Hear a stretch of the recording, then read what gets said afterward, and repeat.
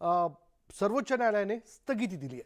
पुढे पाहूयात, राज्याचे उपमुख्यमंत्री देवेंद्र फडणवीसांनी मिनकॉन 2022 कार्यक्रमादरम्यान भ्रष्ट अधिकारी आणि रेती माफियांना सज्जड दम भरला। हे पैसे खाणारं सरकार नाही, जर कोणी पैसे खाल्ले तर त्याला सोडणार नाही, कारवाई करणारच, असा इशारा फडणवीसांनी दिला। तसंच युतीच्या काळात सरकारने चांगली पॉलिसी आणली, मात्र सरकार गेल्यानं धोरणाला ब्रेक लागला।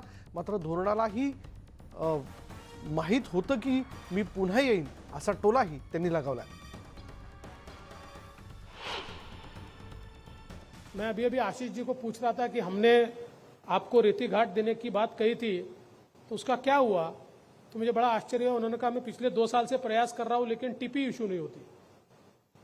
तो ये तो बड़ी आश्चर्य की बात है। अगर एमएसएमसी को नहीं मिलती है तो ये तो ऐसे जितने अधिकारी हैं उनको घर पे ही बैठाना पड़ेगा। अगर हमारे सरकार के उपक्रम को कोई यहाँ पर जो जीआर हमने निकाला उसका पालन नहीं होता होगा, आशीष जी आप तो पुराने अनुभवी, हमने साथ में काम किया है, आप चुप बैठने वालों में से नहीं है, तो आप क्यों चुप बैठे हो। बस सबके नाम दे दो, सबको घर बैठाऊंगा, ये चलेगा ना। ये सरकार बदलिए, समझ नहीं आना चाहिए।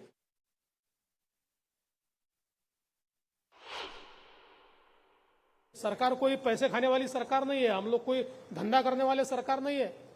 ये जो सारा रेती का व्यवहार, ये कुछ मिनिस्टर और जनप्रतिनिधि मिलकर जो काला बाजार कर रहे थे, हमको नहीं चलेगा, हमको नहीं चाहिए। हम उसमें से एक पैसा हमको चाहिए नहीं। एक एक पैसा जो सरकार का है, जनता का है, सरकार की तिजोरी में ही जाएगा।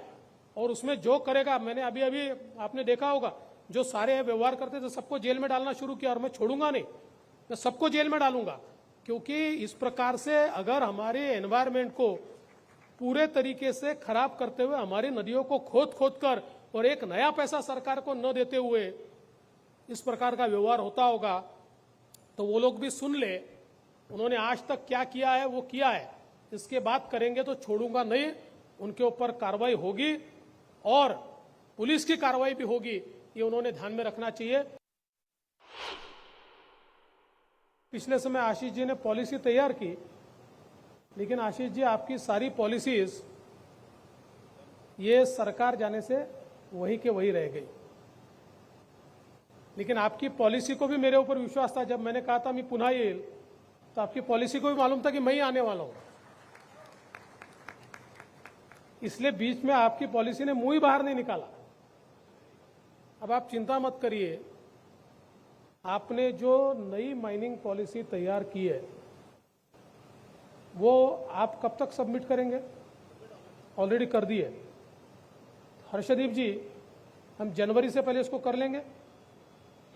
26 जनवरी बोलता हूं, बिफोर 26 जनवरी हम नई माइनिंग पॉलिसी को मान्यता देंगे। पुढे पाहूयात, बाळासाहेब